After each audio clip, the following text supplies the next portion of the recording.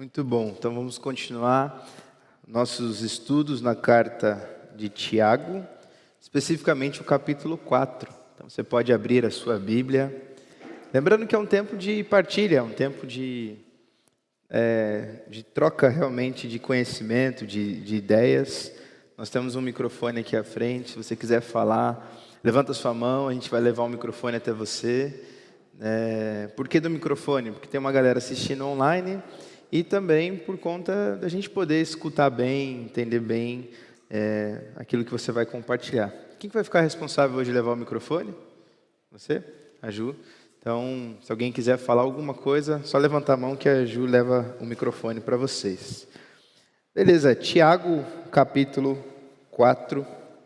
Nós vamos falar sobre todo o capítulo hoje. Alguém, por acaso, durante a semana, lembrou de ler esse capítulo? Não?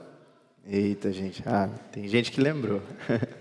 Mas eu creio que quando a gente começou os estudos em Tiago, vocês provavelmente se debruçaram aí no texto, leram um pouquinho do texto, para a gente poder conversar bem, poder ter um tempo proveitoso de partilha. Muito já foi falado aqui, e muito do que foi falado, inclusive hoje, no sermão, vai coincidir com o que a gente vai conversar agora no texto de Tiago. Parece que Tiago e Paulo estavam sentados um do lado do outro, copiando um pouquinho do outro, assim, sabe? Enquanto Paulo escrevia Gálatas, Tiago sentava do lado e falava assim, deixa eu ver o que você está colocando aí, né? Quero me associar a Paulo. Mas... Oi? Então, tem algumas coisinhas assim que parece que realmente copiou do outro. Mas isso é bom, porque a palavra ela vai se confirmando no nosso coração, né? Pessoas diferentes, escrevendo coisas diferentes, isso é muito bom. Vamos ler o texto? É um texto um pouquinho extenso, mas acho que vale a pena a gente ler para entender sobre o que nós vamos conversar. Tiago 4, então, nos diz assim: de onde procedem as guerras e brigas que há entre vocês? De onde, senão dos prazeres que estão em conflitos dentro de vocês? Vocês cobiçam e nada têm, matam e sentem inveja, mas nada podem obter. Vivem a lutar e a fazer guerras. Nada têm porque não pedem. Pedem e não recebem porque pedem mal, para esbanjarem em seus prazeres. Gente infiel, vocês não sabem que a amizade do mundo é inimizade contra Deus? Aquele, pois, que quiser ser amigo do mundo, se torna inimigo de Deus. Ou vocês pensam que é em vão que a Escritura diz, é com ciúme que por nós anseia o Espírito, que Ele fez habitar em nós? Mas Ele nos dá cada vez mais graça. Por isso diz, Deus resiste aos soberbos, mas dá graça aos humildes.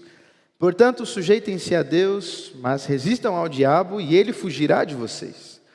Cheguem perto de Deus e ele se chegará a vocês. Limpem as mãos, pecadores. E vocês que são indecisos, purifiquem o coração. Reconheçam a sua miséria, lamentem, chorem. Que o riso de vocês se transforme em pranto e que a alegria de vocês se transforme em tristeza. Humilhem-se diante do Senhor e Ele os exaltará. Irmãos, não falem mal um dos outros. Aquele que fala mal do irmão ou julga o seu irmão, fala mal da lei e julga a lei. Ora, se você julga a lei, não é observador da lei, mas juiz.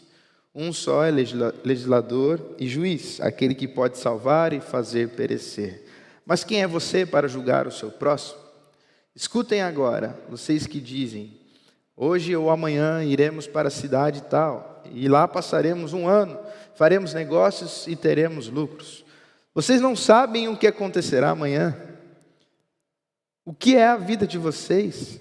Vocês não passam de neblina que aparece por um instante e logo se dissipa.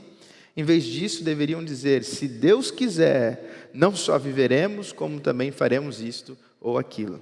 Agora, entretanto, vocês se orgulham das suas arrogantes pretensões.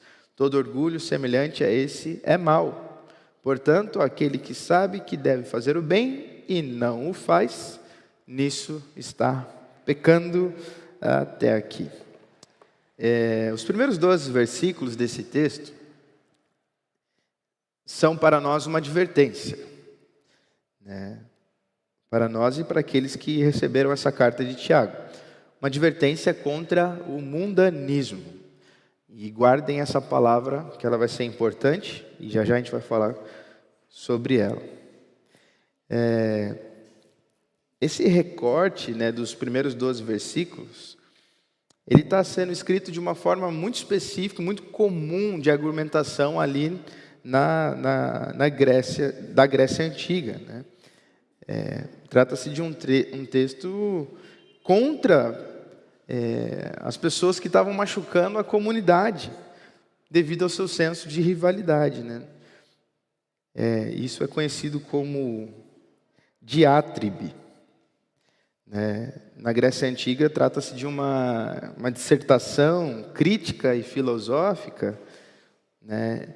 Se a gente for olhar no dicionário, o que é que isso de fato significa? Significa, inclusive, uma crítica muito severa, um discurso num tom, de certa forma, até que agressivo, no qual você ataca alguma coisa ou alguém. Então, a gente tem aqui, da parte de Tiago, um discurso em defesa de algo, mas também atacando outra coisa, né? Ele não está atacando uma pessoa, uma comunidade, um grupo de pessoas específico, mas uma prática que é o mundanismo. Por isso é importante nós entendermos essas duas questões, né, para definirmos bem aqui o que é que Paulo está querendo dizer. E quando nós falamos de mundanismo, eu queria saber o que é que vem à mente de vocês, né, quando a gente fala sobre isso. Mundanismo, o que vem à mente de vocês? Queria que alguns irmãos compartilhassem aqui conosco, né, quem se sentir à vontade. O que vem à mente de vocês quando nós falamos mundanismo? Quem vai ser o corajoso ou a corajosa? Ô, gente, vocês não vão me deixar na mão aqui não, né? Faço propaganda de vocês, falo que a igreja é boa, sabe de Bíblia, gosta de falar. Ali, tem alguém levantando a mão ali, ó, a Bia. Lá no fundo. Práticas do mundo, coisas contrárias ao que é o reino dos céus. Mundanismo, acho que é prática contemporânea, de acordo com o tempo. Legal. O que mais? Eu vi um pessoal balançando a cabeça, tipo, é isso mesmo. Idem. Vamos lá, mais uma pessoa pelo menos. Olha lá, Felipe. Não vai falar das pedrinhas não, hein? Então, para quando eu não estava na igreja, no caminho do Senhor, quando fala em mundanismo, a gente pensava o fato de não estar na igreja, né? Uhum. O fato de eu não vou na igreja, então eu sou mundano. Essa é a visão de quando eu não conhecia a Jesus Cristo. E aí, após conhecer a palavra, conhecer o Evangelho, é igual a Bia falou, as práticas que não agradam ao Senhor, as práticas que não estão alinhadas com a vontade do Senhor, né? Certo. Alguém mais? Falei que pelo menos mais um, mas se alguém criou coragem nesse meio tempo, olha lá.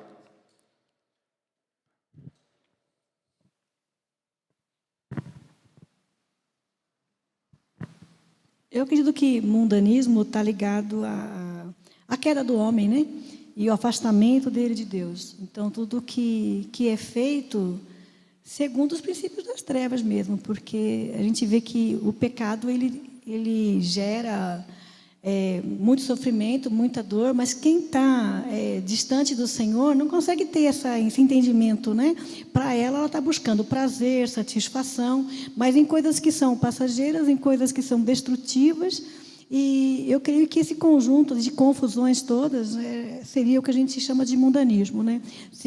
O oposto seria viver conforme a vontade de Deus, que parece até que está perdendo alguma coisa, né? Que não é tão prazeroso assim, só que, na verdade, o fruto é eterno, né?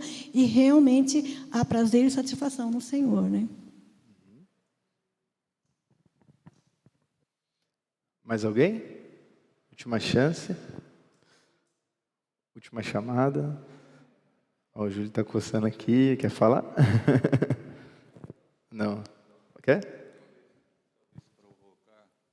Talvez provocar um pouco o mundanismo, também filosoficamente, assim, para o lado irracional, um lado bestial, da bestialidade do ser humano, né? Aquilo que já está no ser, né? Que é colocado sem limites, então, aí não é a definição exata, mas é uma linha de pensamento. Então, aquele libertino, então, tem o direito a tudo sem limite. Certo. Quando a gente pensa nessas palavras que terminam com esse ismo, mundanismo, cristianismo e islamismo, a gente está falando de um sistema de valores, um sistema que define algumas práticas. Então, o cristianismo tem os seus princípios, os seus valores e tem os seus seguidores. E aí eles são identificados como cristãos.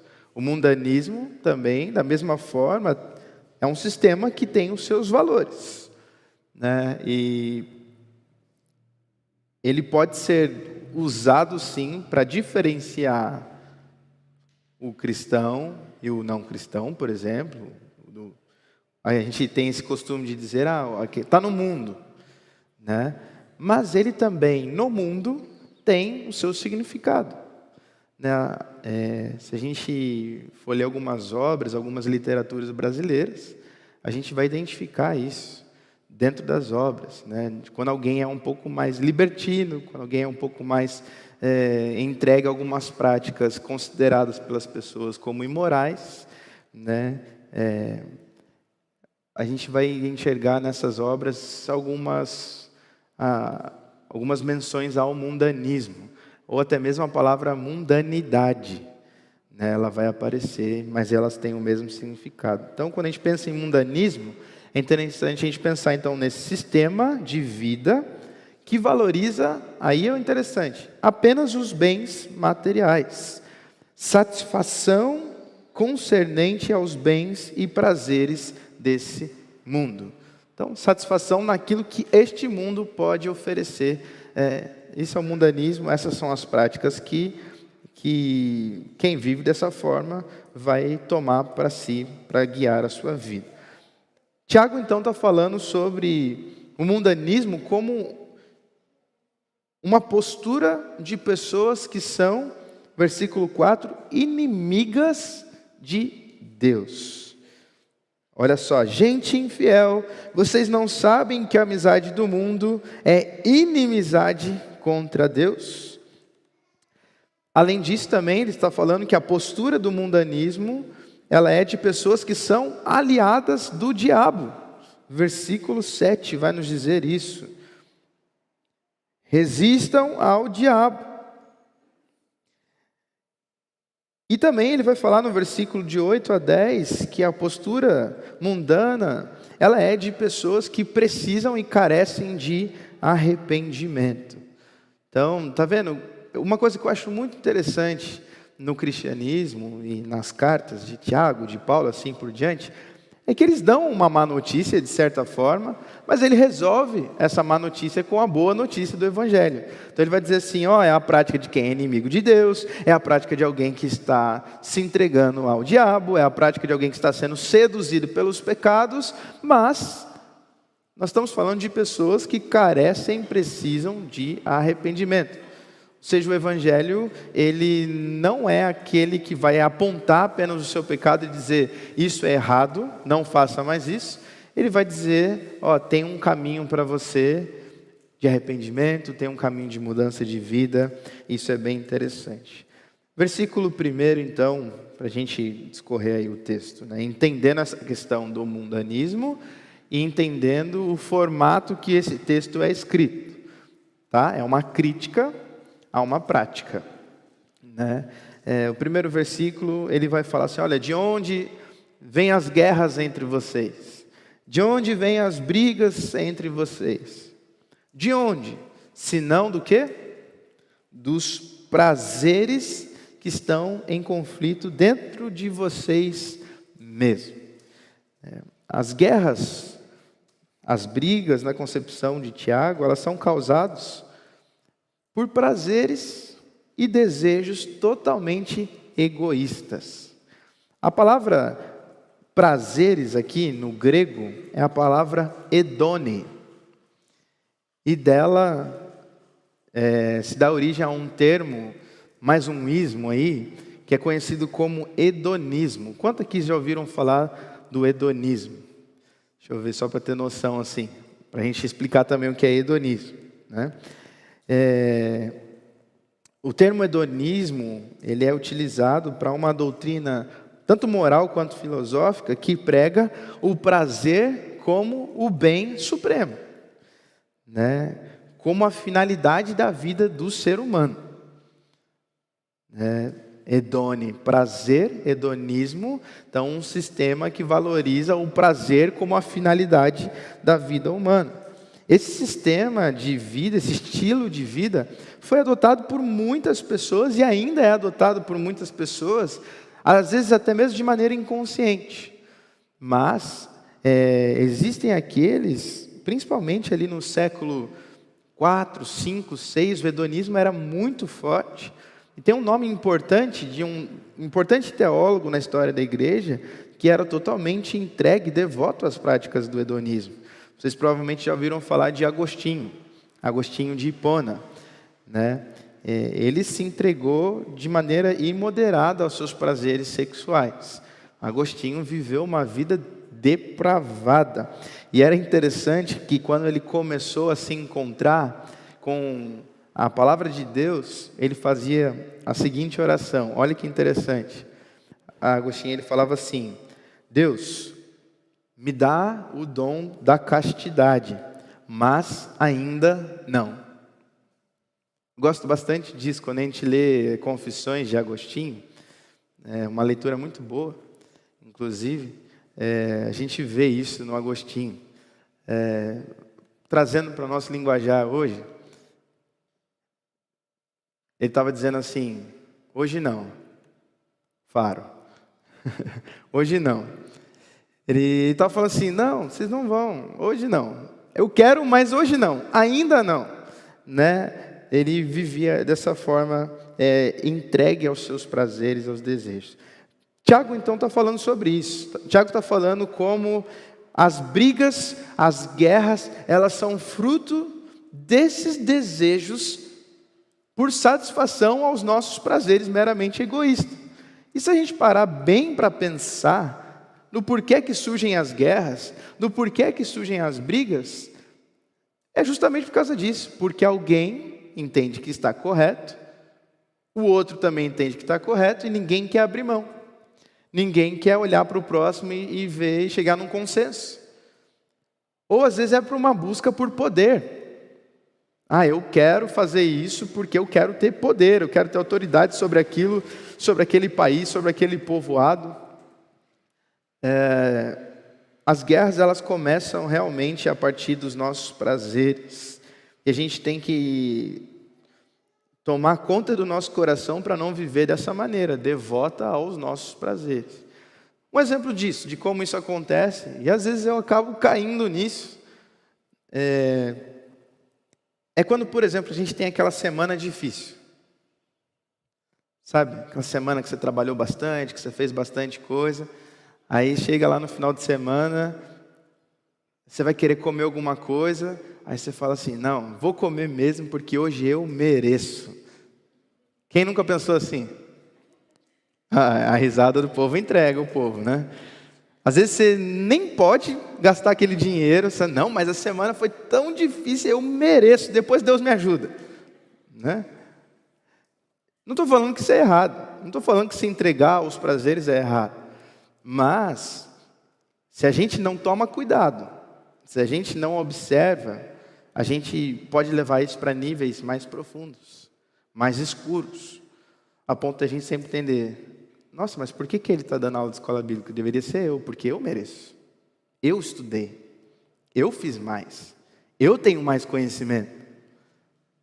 Por que aquela pessoa tem aquele cargo na empresa? Tinha que ser eu. Eu estou aqui muito mais tempo, muitos anos a mais do que essa pessoa. Eu tinha que estar lá. E aí isso vai entrando na nossa vida e tomando o controle da nossa vida. E quando a gente vê, nós estamos disputando, nós estamos entrando em brigas, em guerras, porque os nossos prazeres ou os nossos desejos egoístas não estão sendo satisfeitos. Você pode sim, no final de semana, comer o que você quer, porque a semana foi difícil, não tem problema. Foi um exemplo bobo.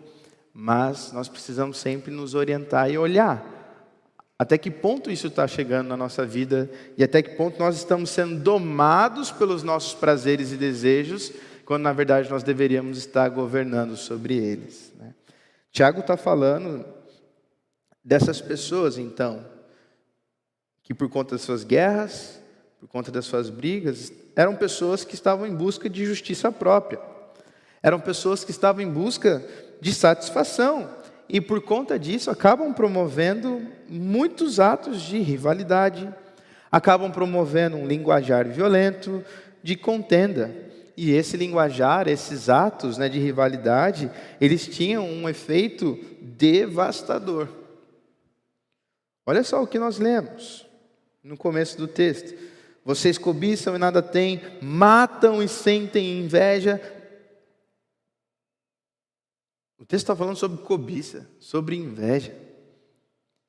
E o matar aqui não necessariamente se refere a você assassinar alguém, mas às vezes com as suas palavras violentas, com as declarações que você faz, você mata as pessoas, mata sonhos, mata projetos, mata alguns planos, mata alguns sentimentos dentro das pessoas, por conta dos seus desejos, da sua cobiça, né? Tiago está falando contra isso. E eu acho muito interessante como é que os salmos, eles refletem uma verdade na nossa vida. Um abismo, ele chama outro abismo. Tá vendo? A pessoa se entrega ao mundanismo. Quando ela vê, ela está envolvida com o hedonismo. E até onde ela pode chegar? Eu só sei que existem buracos bem profundos, que a gente às vezes não conhece. E por desconhecer, a gente acha que pode ir até certo lugar. Mas eu não ficaria me ousando ou experimentando até onde eu posso ir para saber que eu preciso voltar. Sabe? É melhor a gente já caminhar num caminho de luz, num caminho de paz, num caminho de tranquilidade, num caminho de bem e não de mal, né? Porque um abismo ele chama outro, né? O que era simplesmente uma prática de não quero viver para Deus, começa a se tornar uma prática de quero viver para mim. Aí começa a se tornar uma prática, eu quero ter o que o outro tem, eu quero que façam o que eu quero. E aí a pessoa vai se afundando, vai se afundando, vai se afundando, vai se afundando. E aí nisso nós ferimos a liberdade, que a gente falou, que tem limites e é limitada pelo amor. A minha liberdade acaba quando começa do próximo. Eu tenho que ter amor pelo próximo. Minha liberdade acaba quando eu começo a ferir a Deus, quando eu começo a ferir aquilo que Deus estipulou para nós, né? Então, Tiago está colaborando para essa reflexão que nós tivemos. E aí, olha só, no versículo 2, ele vai dizer o seguinte: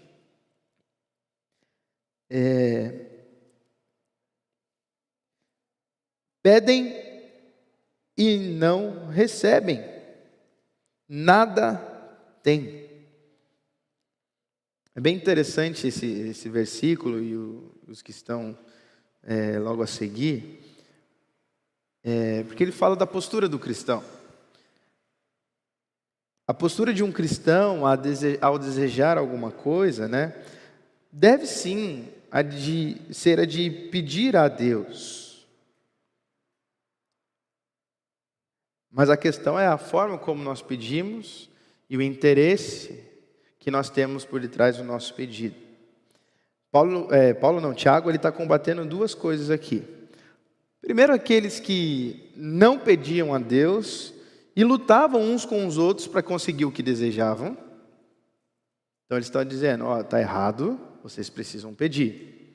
Mas ele também está combatendo aqueles que pediam com interesses egoístas. E aí, às vezes, acabam pedindo a Deus para que fizesse mal até para o próximo. Como os justiceiros de Deus, como aqueles que iriam resolver as questões com a própria força. Isso se dá por falta de intimidade com a palavra de Deus, isso se dá com falta de intimidade com essa vida de oração, e a falta de oração, ela resulta no nosso fracasso. Tiago, ele não está sugerindo que Deus não quer atender as nossas orações. O que ele está falando é que Deus não quer atender os nossos desejos pecaminosos, os nossos desejos egoístas. Mas o ato de levar os nossos pedidos a Deus, isso purifica o nosso coração. Isso purifica os nossos desejos. É muito importante que sejamos sinceros com Deus. É muito importante que a gente se achegue diante de Deus e realmente peça a Deus aquilo que está no nosso íntimo, lá no nosso coração, mesmo que seja errado, mesmo que seja equivocado. Porque quando a gente tem relacionamento com alguém, principalmente com Deus, que diz que corrige aqueles a quem ama, os nossos desejos, os nossos pedidos, eles passam então por um processo de serem purificados por Deus. Quando a gente começa a pedir para Deus algo que não tem a ver com aquilo que Ele tem para nós, Deus começa a alinhar o nosso coração.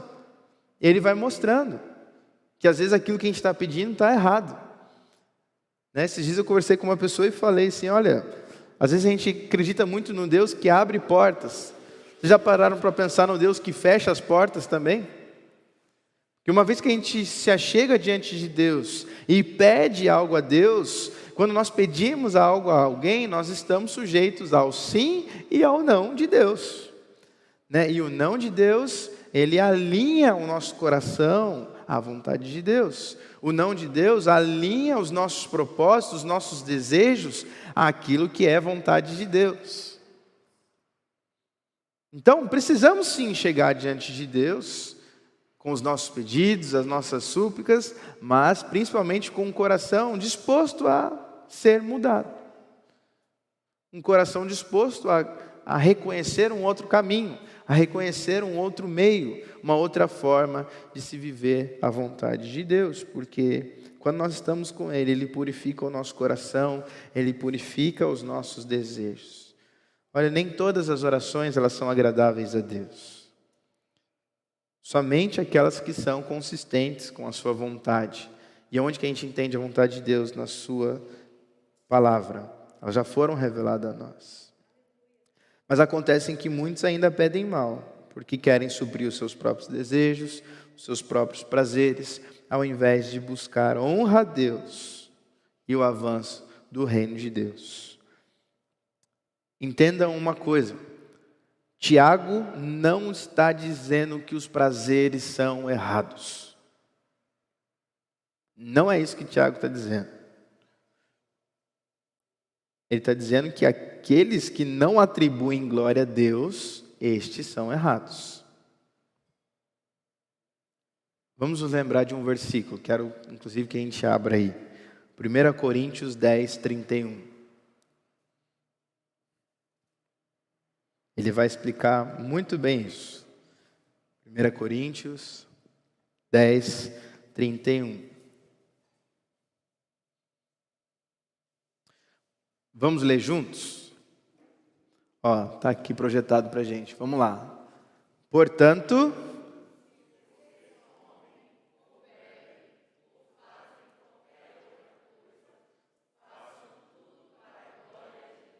é isso daí. Se vocês comem, se vocês bebem, ou se vocês fazem qualquer outra coisa, façam tudo para a glória de Deus. Os prazeres não são errados, mas aqueles que não atribuem a glória a Deus, estes sim, eles não devem ter lugar no nosso coração. Mas como é que eu vou atribuir glória a Deus contando uma piada? Como é que eu vou atribuir glória a Deus comendo um hambúrguer? Como é que eu vou atribuir glória a Deus tocando um violão na minha casa? Se nós fazemos isso de forma honesta, sincera íntegra, seguindo os princípios e os valores do reino, nós estamos comunicando uma postura, nós estamos comunicando a quem nós servimos, e essa nossa forma de viver, ela atribui glória a Deus. Ah, mas, poxa, a gente está comendo uma pizza, mas a gente está com a galera, e a gente está mostrando um bom testemunho, a gente está vivendo algo ali diferente, isso atribui glória a Deus. Ah, a gente está dando risada, a gente está brincando, mas é para a nossa comunhão, é para o nosso bem-estar, para os nossos relacionamentos, nós estamos atribuindo glória a Deus, porque os relacionamentos são de Deus. Os amigos que nós temos são de Deus, ou pelo menos deveriam ser. Então, quando a gente está alinhado com os princípios e os valores do reino, seja o nosso comer, seja o nosso beber, ou qualquer outra coisa, elas vão ser para a glória de Deus. Então, Tiago está lutando contra as práticas egoístas, contra as práticas devotas aos prazeres, contra o mundanismo, contra o hedonismo, e está falando assim, olha, acordem, porque isso está interferindo na forma de pedir, na forma que vocês estão se chegando a Deus. De tanto você está acostumado a correr atrás do que você quer e satisfazer o seu prazer, você está chegando a Deus assim, se baseando nos seus princípios, nos seus valores, não daqueles que são do reino. Só que nós temos uma nova identidade. A nossa identidade é de pertencentes ao reino de Deus. Os nossos padrões já são os de Deus. Nós passamos por uma transformação na nossa mente, metanoia. A gente começa a pensar e viver de maneira diferente. E aqueles que não fazem isso, Tiago vai ter uma palavra dura com eles. Afinal de contas, é uma crítica severa, né? A gente falou sobre isso. No versículo 4, Tiago ele fala assim, gente infiel. Eu acho que se eu pego e falo isso numa pregação, o pessoal me expulsa da igreja, né? Povo infiel. Tiago é mais corajoso que eu não sou assim não. Mas é bom porque às vezes a gente acorda com essas coisas que a gente lê, a gente toma uns chacoalhões. Essa expressão ela era tipicamente usada pelos profetas no Antigo Testamento para descrever a infidelidade de Israel para com Deus. Essas pessoas elas estavam escolhendo a amizade com o mundo e pensando e agindo de forma inconveniente com o que é agradável a Deus, Vai ser sempre impossível, gente, satisfazer as expectativas das pessoas deste mundo e ao mesmo tempo agradar a Deus. Não tem como. E às vezes a gente se vê se organizando, inclusive como igreja, para tentar fazer isso. Como é que nós vamos agradar as pessoas? Como é que nós vamos satisfazer as expectativas das pessoas? Como é que nós vamos nos organizar para que elas entrem aqui e elas se identifiquem com esse espaço e permaneçam com esse espaço? De certa forma, é importante pensarmos assim, porque a gente não está também desconexo do mundo. A gente está com celular, com recursos visuais, de comunicação, transmissão. E é importante nós pensarmos isso de maneira efetiva. Só que o que nos guia não é isso. O que nos guia é a palavra de Deus. E eu tenho que viver primeiramente ou unicamente aquilo que ela diz. A maneira que ela nos diz para prestarmos o nosso culto, a maneira que ela nos diz para fazermos as nossas orações, a maneira que ela nos diz de orarmos, de cantarmos, de louvarmos, de comunicarmos. Ela deve ser a nossa referência e não o que está acontecendo lá fora.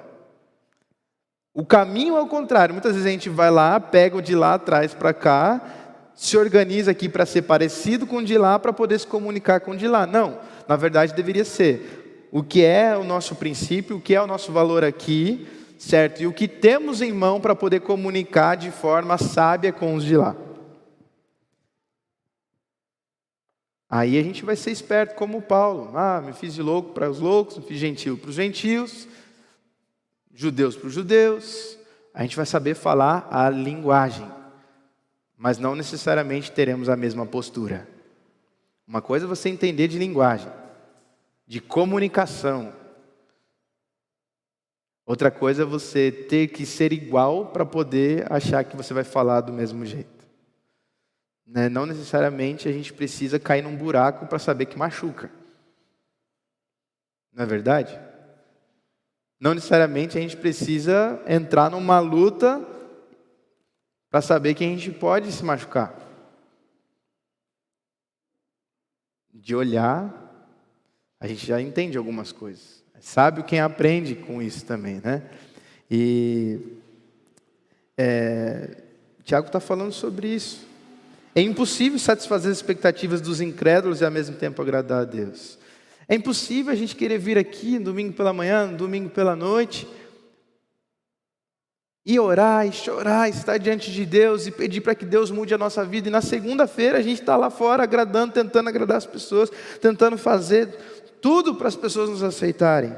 Lembre-se também das palavras de Paulo, ali em Gálatas, que a gente leu lá no primeiro sermão, no versículo 10. Paulo estava dizendo assim, olha, por acaso eu estou buscando a aprovação dos homens ou agradar a Deus? Paulo mais uma vez está demonstrando como isso é impossível. E muitas pessoas vão olhar esse nosso discurso e vão falar assim, são intolerantes. Mas não há intolerância nisso, uma vez que o nosso princípio para agir dessa forma é o amor. E o amor, ele fala de respeito. Mas é o respeito com quem pensa diferente. Não é o abraçar a pessoa que pensa diferente e também fazer uso das práticas dela. É tipo, você pensa diferente, ok, não tem problema, eu penso assim. E assim a gente conseguiria viver de uma maneira muito melhor. Ah, você vota no político tal e eu voto nesse, tudo bem, a gente caminha junto. Ah, você acredita nisso e eu acredito naquilo, tudo bem, vamos junto. E nas oportunidades de ter um discurso, de tentar provar algum ponto, a gente faz isso. Mas o nosso princípio tem que ser o amor. Então não tem como dizer que há intolerância, porque pelo menos não deveria existir. Mas a gente também precisa entender que ou cremos, ou cremos. Ou vivemos, ou vivemos. Quando uma palavra está diante de nós, é para ela ser exercida, não é para ela ser lida apenas. Mas às vezes a gente está vivendo dessa forma. Choramos, oramos, buscamos, cantamos nos domingos. Na segunda-feira a gente está totalmente entregue. A gente não consegue dizer não para um amigo que está chamando a gente para alguma coisa ruim.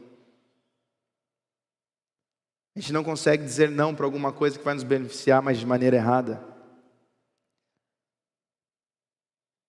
Tiago está falando dessas pessoas, está dizendo assim, ó, gente infiel.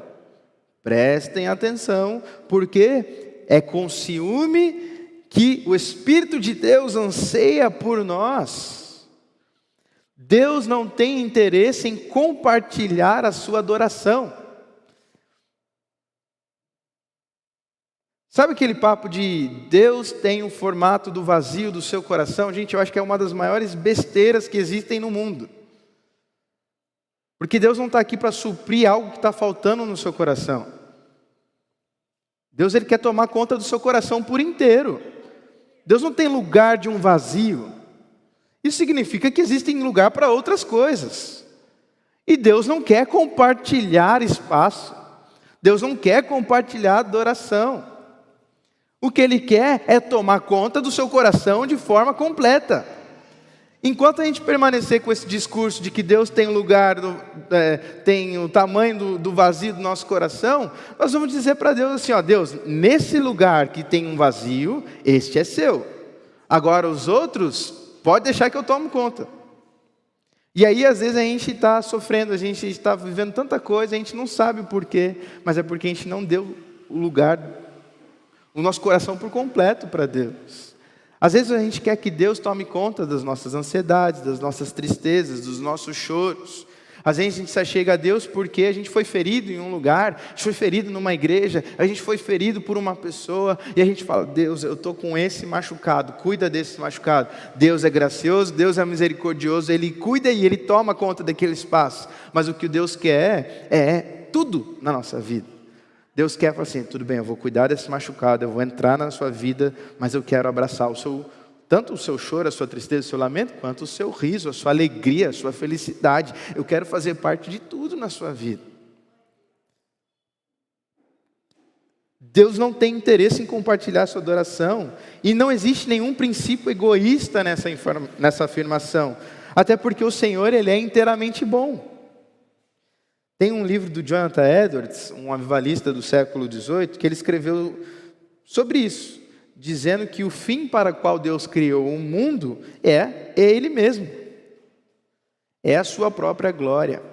Deus quer fazer parte do todo, não apenas de um espaço, de uma coisa pequena. E aí o texto vai dizer que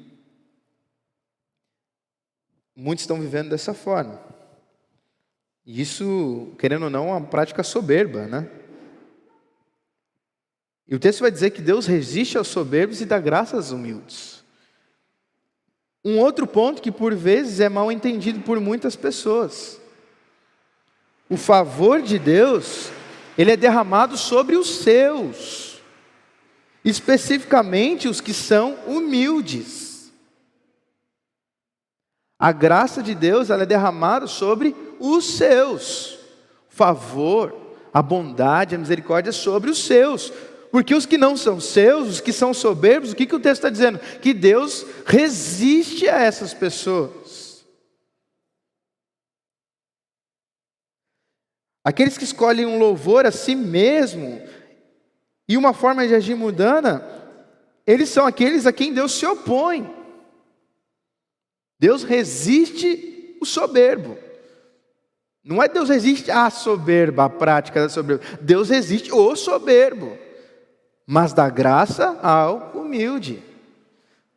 O favor de Deus é para aqueles que estão nessa posição de humildade, para aqueles que olharam para a cruz e a cruz os levou a essa posição de: Senhor, eu não tenho nada, eu nada posso a partir de mim, mas para a tua graça eu vou tentar fazer. Né? E assim, gente, eu não estou nem falando dos não os cristãos, eu estou falando às vezes dentro da própria igreja. Quantos pastores, quantos líderes religiosos que a gente não vê batendo a mão no peito, dizendo: eu sei, eu posso, eu faço, eu consigo, eu tenho unção, eu tenho vocação, eu tenho chamado, eu sou apóstolo, eu sou sumo sacerdote, eu sou isso, eu sou aquilo, semideus.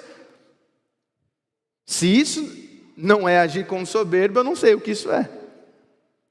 Mas o texto vai dizer que Deus está resistindo os soberbos e dando graça aos humildes. E às vezes a gente não tem esse entendimento, e às vezes a gente está dizendo: não, a graça de Deus está tocando todo mundo, está abraçando todo mundo, está envolvendo todo mundo. De certa forma, sim, uma graça comum. Mas existe essa graça que vem sobre os humildes de maneira especial. E aí a gente se pergunta: então como viver então de maneira para receber essa graça de Deus?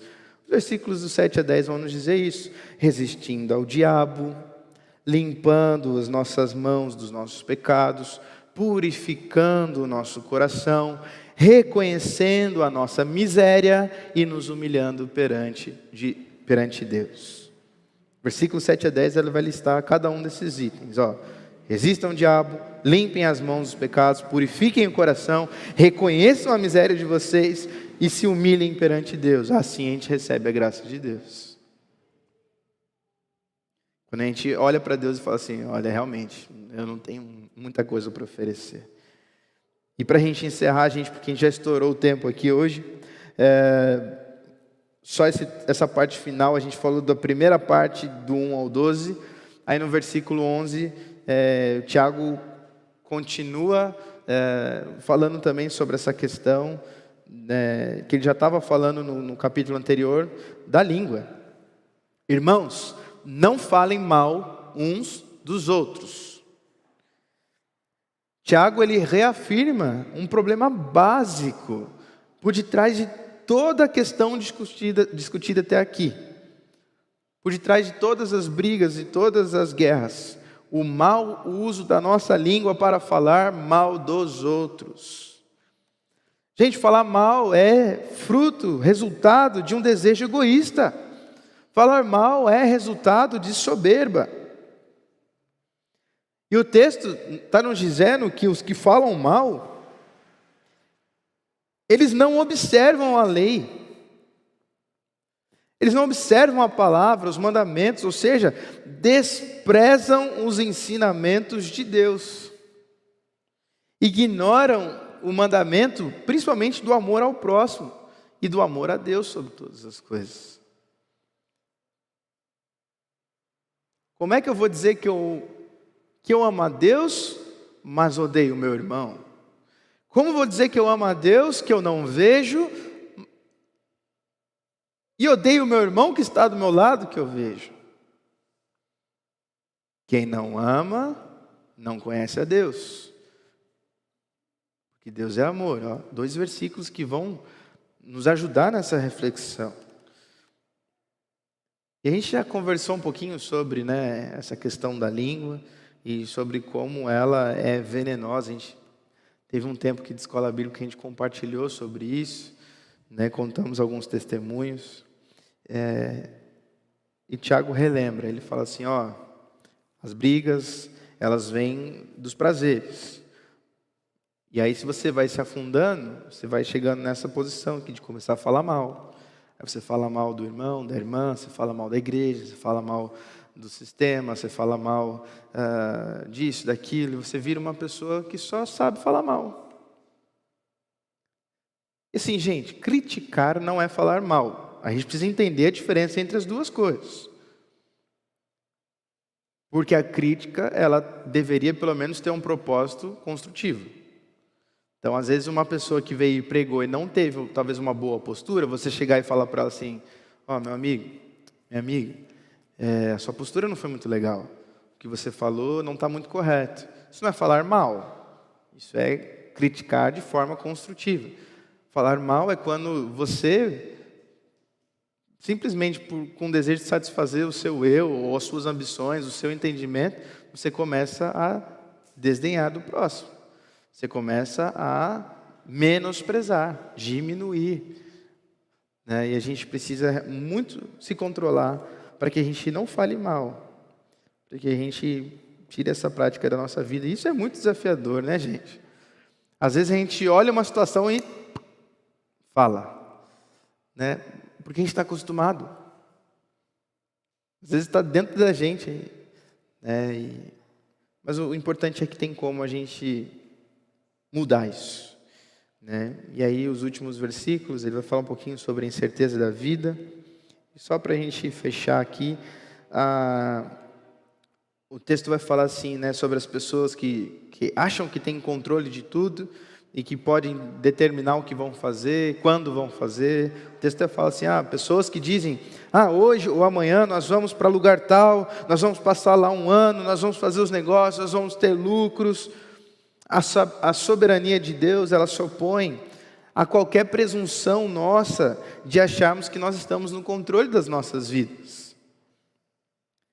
E de que nós somos donos das nossas decisões, como se a gente pudesse fazer o que a gente bem entende.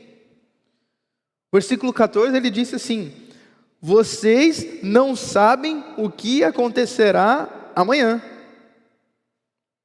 Vejam bem, planejar não é errado. O que é errado é o orgulho, a autoconfiança.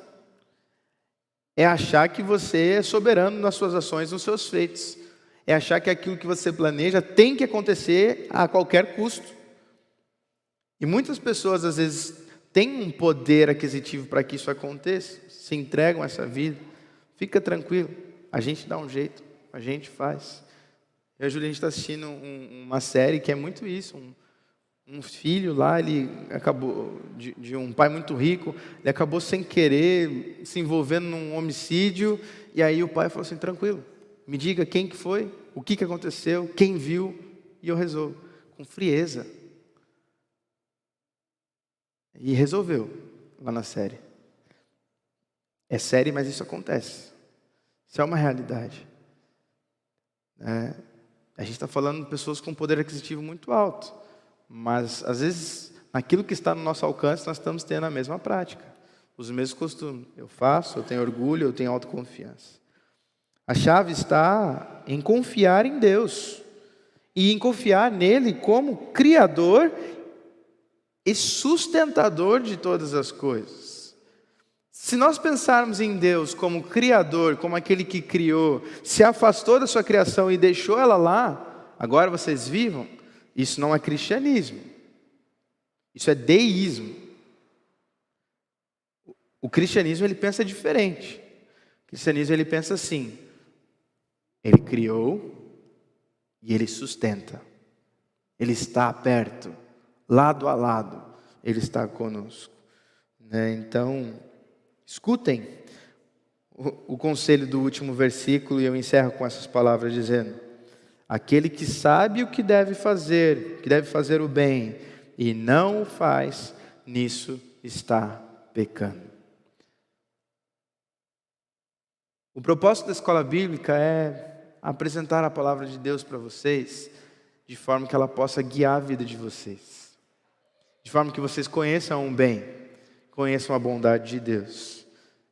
E ela hoje nos diz isso: se você sabe o que deve fazer, se você sabe que deve fazer o bem e não faz, nisso está pecando. Então, olhe para isso, olhe para suas atitudes, mude a sua vida, porque existe um caminho de arrependimento, né? Era isso que eu tinha para compartilhar. Eu queria saber se alguém quer contribuir de alguma forma para esse tempo. Eu sei que eu falei bastante hoje, mas é porque era um texto, um capítulo todo. Então, o Ângelo quer falar. Então, eu precisava correr com o conteúdo aqui. Mas... Bom, eu tenho uma pergunta, ou duas perguntas, né? Se eu não entendi errado, você disse que o mundanismo como sendo um estilo de vida centrado em coisas ou em bens materiais. É isso? deixa eu ver. Isso. Satisfação concernente aos prazeres desse mundo. Não necessariamente um bem material, mas... Nesse caso, os prazeres não seria o hedonismo ou não? Na verdade, o hedonismo, ele se aprofunda mais ainda. É um caminho um pouco mais profundo, porque ele diz respeito aos prazeres, custe o que custar. A finalidade da vida é o prazer. No mundanismo, não necessariamente. A finalidade da sua vida pode ser o trabalhar, construir uma família, só que você vive isso de maneira mundana, entendeu? Sem ter alguém para te dizer o que é certo ou o que é errado, necessariamente, entendeu? Já o hedonismo, não. Eu vivo em função do prazer. Ok. E aí a gente tem, como ouviu aqui hoje... pela palavra em si, a gente acha que o mundanismo está fora da igreja. Na sua visão, ele pode estar dentro da igreja também? E se, por exemplo, o evangelho da prosperidade poderia ser um novo nome para o termo mundanismo? Certo. Sim, eu acredito que o mundanismo pode estar dentro da igreja. Até porque, quando comentei, falei do mundanismo como um sistema, né? Uma forma de se organizar a vida, e não necessariamente como definição daqueles que são não cristãos. Muitas vezes é usado dessa forma, e tudo bem, nós temos uma maneira de aplicar a palavra dessa forma, mas a compreensão de mundanismo ela deve ser muito mais profunda do que simplesmente distinguir cristão e os do mundo, né? Porque se a gente compreende o mundanismo como um sistema de valores, ele pode estar sim dentro de uma igreja. Porque a igreja ela pode estar se organizando a partir desses valores e não os de Deus.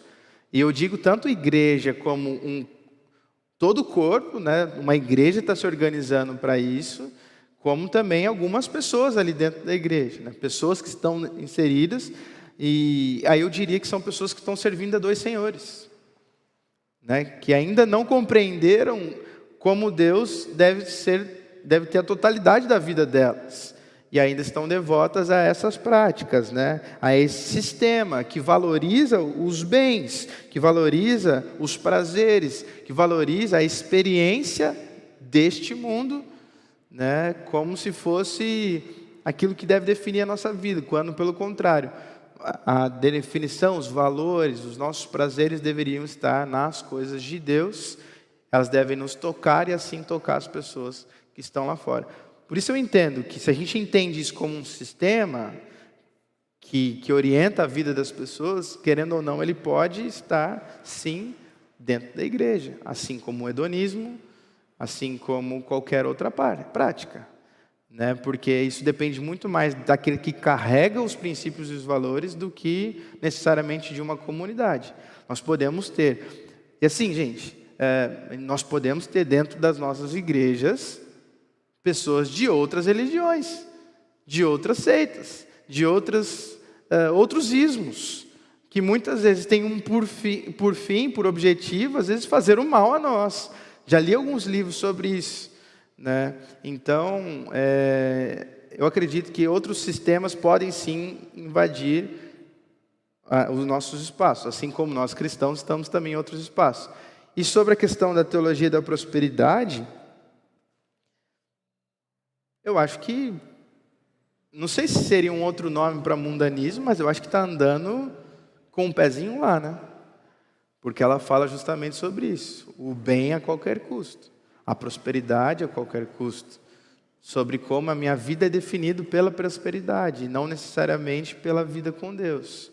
E a vida com Deus, ela não é definida por prosperidade, mas por contentamento, aquilo que eu preciso eu tenho, né? Então, eu não sei se eu chamaria diria que é a mesma coisa, mas eu acredito que tem influência. É um sistema que está regendo nossas vidas há muito tempo. Não é novo, né? É uma coisa que está aí perturbando a nossa paciência já há muito tempo. Não sei se eu te respondi. Beleza. Mais alguém? O microfone, Ju. Aqui, o Ju.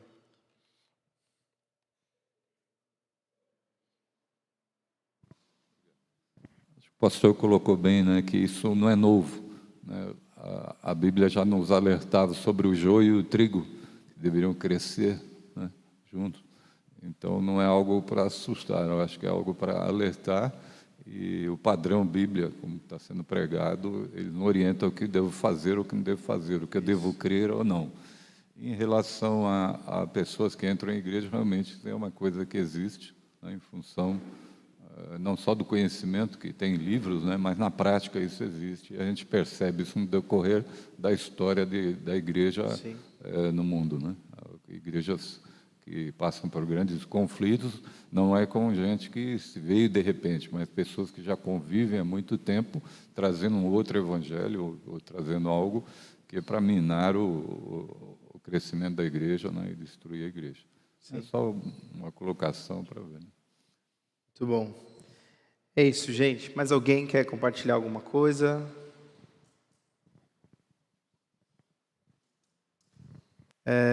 Inclusive, o Ângelo, eu até falei isso no último sermão, né? Ele uma vez compartilhou comigo uma fala, né? Já que aproveitando que ele falou sobre o joio, né? De que a gente às vezes tem sempre essa ideia de pensar de que o outro é o joio, né? Mas que é importante a gente também colocar a nossa vida e fazer uma autoanálise dela, para ver se muitas vezes a gente também não está crescendo como joio, achando que é trigo. Porque eles são muito semelhantes, são muito parecidos, mas a gente está sempre fazendo menção do outro, e nunca parando para fazer essa autoanálise, pensando na gente mesmo. Eu acho que essa ideia do trigo-joio é boa para mostrar como outros sistemas podem estar também crescendo dentro aí da nossa seara, né? Dentro do nosso campo. É isso, gente. Quero orar com vocês. Espero que Deus os abençoe. Espero que tenha sido proveitoso esse tempo. Eu sei que foi um capítulo inteiro, é muita coisa para falar, muita coisa para pensar. Peço até perdão da gente estourar o nosso horário aí, mas eu creio que a gente pode extrair algo de bom desses ensinamentos que nós tivemos hoje. Vamos orar? Coloque-se em pé, no seu lugar. Lembrando que hoje à noite nós estaremos aqui para mais um tempo de culto. Vamos falar hoje sobre o fruto do Espírito, as obras da carne, dando continuidade no texto de Gálatas. Tenho certeza que vai ser bênção para todos nós aqui. Vamos orar. Nós te agradecemos, Senhor, por esse dia, te agradecemos porque nas incertezas da vida o Senhor vem como aquele que traz convicções, o Senhor vem como aquele que ressignifica algumas estruturas, alguns sistemas, alguns valores e nos diz o que é agradável ao Senhor, Pai. Este é o nosso padrão, esse é o nosso desejo de viver segundo aquilo que o Senhor nos diz que é correto, segundo os teus padrões morais, segundo os teus padrões de justiça, para que não nos encontremos como estes, infiéis diante da tua palavra, Senhor. Que não vivamos simplesmente pelos nossos prazeres ou desejos egoístas, mas sim, Deus, em amor, no cuidado uns com os outros, no amor pelo Senhor, no amor por nós mesmos, Deus, também de cuidarmos da nossa vida, de sonharmos, de planejarmos. Deus, nós não queremos ser como essas pessoas do texto aqui de Tiago que dizem: nós vamos, nós faremos, nós sabemos o que é que temos diante de nós. Nós queremos, Deus, viver da forma a glorificar o teu nome e dizer: se o Senhor quiser, nós vamos viver, nós vamos fazer, nós vamos planejar, mas segundo a tua vontade, Pai. Então nos ajude a não só conhecer o bem, mas, Deus, nos ajude a não praticar o mal, a ser zeloso, Senhor, com a tua palavra, com o bem que ela nos propõe, então viver uma vida, Senhor, como alguém que está correspondendo aos teus anseios, às tuas expectativas para nós, Pai. É nosso desejo. Peço que o Senhor abençoe o domingo dos meus irmãos e irmãs, que o Senhor abençoe esse tempo de almoço, esse tempo de descanso na parte da tarde, e que a noite seja um tempo, Pai, novo das nossas vidas, em nome de Jesus. Amém.